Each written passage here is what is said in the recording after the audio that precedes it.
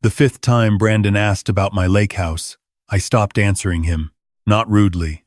I smiled, the way I've learned to smile at things that don't sit right with me, and I said, "Oh, it's just an old place. Nothing special." And I changed the subject. He laughed and moved on. But that night, sitting alone on my back porch with a cup of coffee going cold in my hand, I kept turning it over. 5 times. 5 separate conversations, over 4 months, always circling back to the same property. The square footage. Whether I'd ever considered renting it out. Whether the deed was in my name alone or split with anyone else. My daughter Lily had been with Brandon for 14 months. She brought him to Thanksgiving, and I watched him at the table the way he worked the room, the easy laugh, the way he complimented everything. The green bean casserole, the centerpiece Lily had put together from stuff she bought at the dollar store. He said it looked like something from a magazine. Lily beamed. I watched her beam, and I felt something I couldn't name yet. My wife Carol passed 4 years ago. Ovarian cancer. 13 months from diagnosis to the end. Lily was there for every appointment, every round of treatment, sleeping on a cot in the hospital room the last 3 weeks. When Carol died, she left Lily a modest life insurance policy and a trust account we'd set up years before, enough to be meaningful, not enough to make anyone rich. Or so I thought. Apparently, to someone looking from the outside, it was enough. I'm 63 years old. I spent 31 years as a licensed electrician, the last 12 running my own small contracting business, before I sold it and retired. I'm not a suspicious man by nature. I raised Lily to believe the best in people, the way Carol always did. But I've also pulled enough bad wiring out of old walls to know that what looks neat on the surface can be a disaster underneath. I didn't say anything to Lily about the lake house questions. Not at first. I told myself I was being paranoid. Brandon had a good job, or said he did a financial planning firm downtown, his own client list. A condo he rented in a nice part of the city. He dressed well. He spoke well. Every time he was around me, he was warm and attentive, always asking about my health, my retirement, whether I needed anything done around the house. That last part, whether I needed anything done around the house. I started hearing it differently. It was my old friend Dennis who first said the word out loud. Dennis and I have been friends since we were in our 20s, roofing houses together, summers before either of us had our licenses. He'd seen something on the news. He told me a segment about a type of con that had been running through the region. Men, usually charming, usually presenting themselves as financial professionals, who targeted widows and widowers, who then extended their reach to the adult children of those widows and widowers, who built relationships over months, gathered information about assets, property, accounts, and then, once they were embedded deeply enough through marriage or joint finances, or both, moved quickly. I thanked Dennis and hung up the phone and sat in my kitchen for a long time. I want to be honest about what happened inside me in that moment, because I think it matters. My first feeling wasn't anger. It was shame. Shame that I had introduced this man to my daughter, that I had sat across from him at my Thanksgiving table and said grace, and passed him the rolls, that I had clapped him on the shoulder after dinner and said, "Good to have you here, son." I actually called him son, and meant it. And underneath the shame was something worse. Fear. Not for myself, for Lily. Because Lily had her mother's heart open, generous, the kind of woman who gave people the benefit of the doubt long past the point where the doubt was worth giving. She'd been lonely after Carol died. We both had been, and Brandon had shown up in that loneliness like a light left on in a window. I needed to know if I was right before I said a single word to her. If I was wrong, I would never forgive myself for planting that seed. And if I was right, I needed something she could see with her own eyes, because Lily had already told me twice, gently but clearly, that she felt I hadn't fully warmed up to Brandon. She wasn't angry about it. She understood. She said, "Dad, I know you're still protective of me since Mom, but I'm okay. I'm really okay." And I had nodded and smiled and let it go. I hired a private investigator named Ruth Calloway. A friend of Dennis's, former police, ran a small firm out of an office above a dry cleaner 2 towns over. I met her on a Tuesday morning and told her everything I knew. which wasn't much Brandon's full name, the name of the financial firm he'd mentioned, the neighborhood where his condo was. She listened without writing anything down. Then she asked me 3 questions I hadn't expected, and I knew she was good. 3 weeks later, she called me back. Brandon's real name was Brandon. At least that much was accurate. But the financial firm he'd named was real, only in the loosest sense.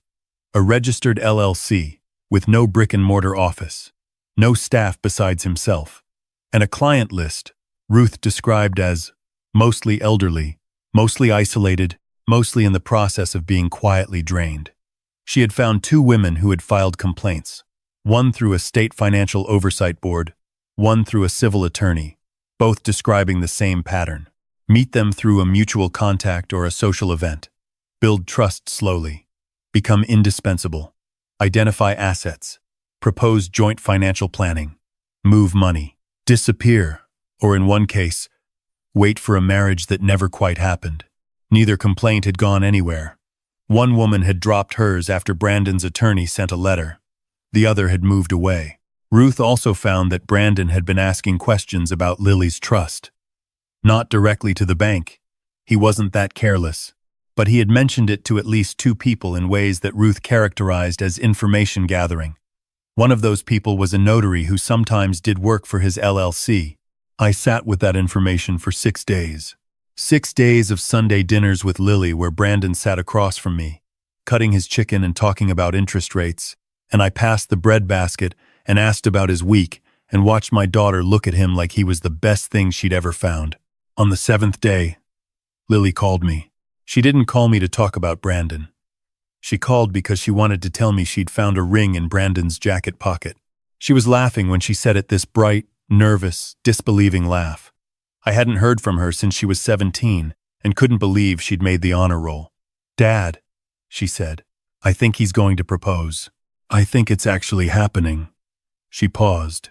"I just wanted to tell you because Mom's not here to tell, and you're the next best thing."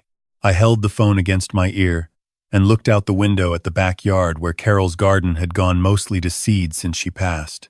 And I said, "Lily, baby, I need you to come over tomorrow. Just you. Can you do that?" A small silence. "Is everything okay?"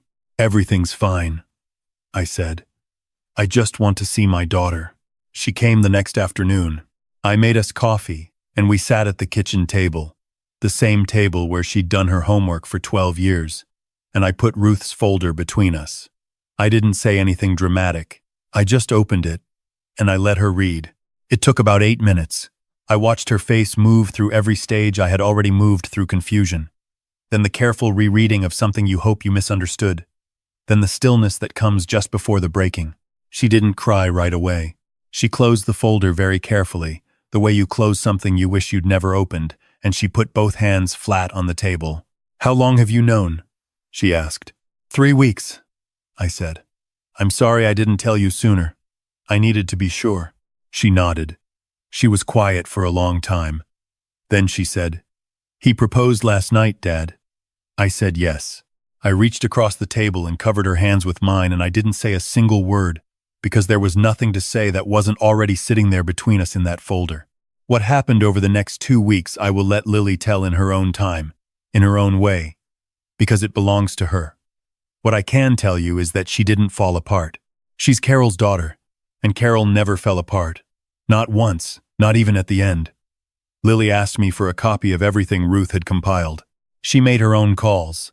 She talked to one of the women who had filed the earlier complaint, found her through a community legal aid organization, and the 2 of them spoke for almost 2 hours.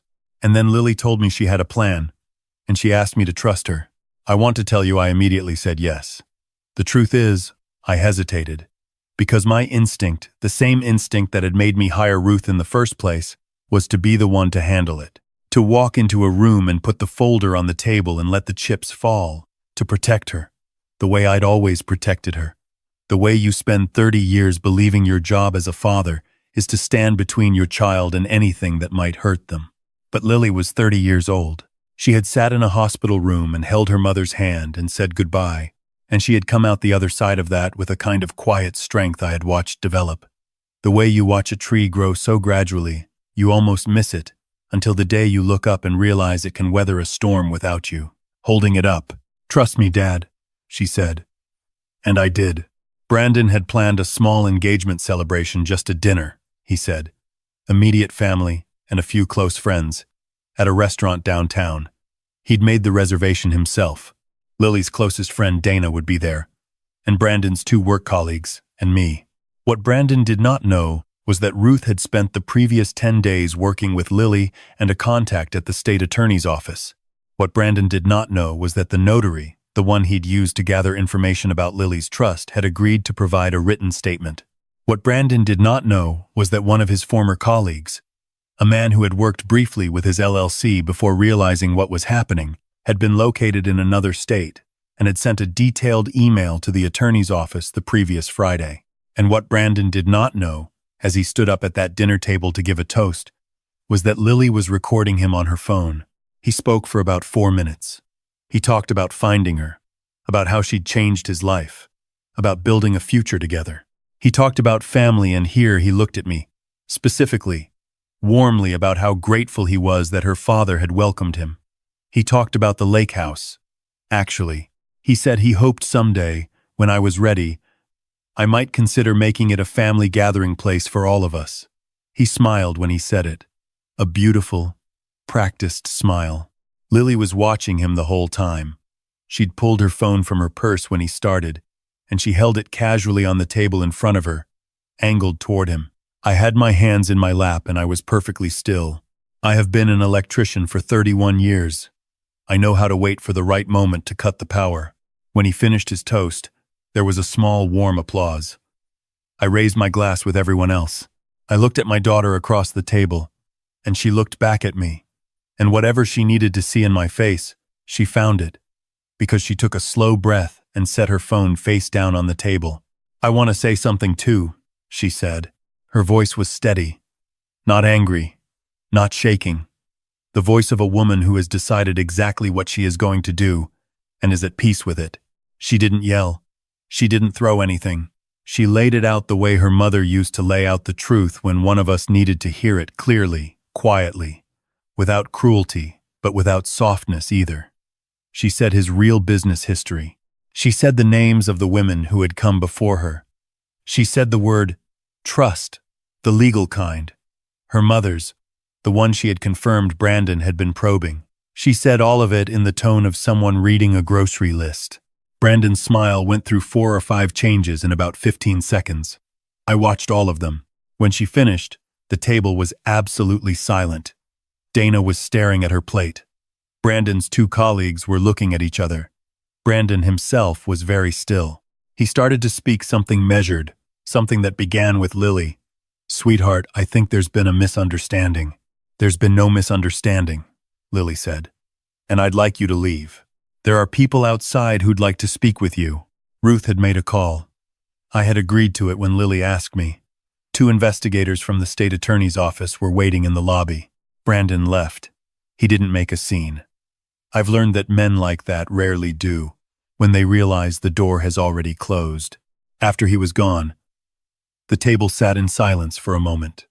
Then, Dana reached across and took Lily's hand. Lily looked at her, and then she looked at me. And for the first time all evening, her face did something it hadn't done yet. It cracked, just slightly, at the edges. Not collapsed, just cracked. The way good things crack when the pressure finally lets up. I got up and went around the table, and I put my hand on her shoulder, and she leaned into me, and I stood there and let her lean. We stayed at the restaurant for another hour after that. We ordered food.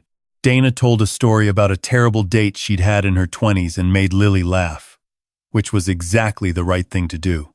I ordered dessert, which I never do. The table had gone from an ambush to something almost ordinary, the way Lily had intended. On the drive home, I called Dennis and told him what had happened. He said, "You did the right thing."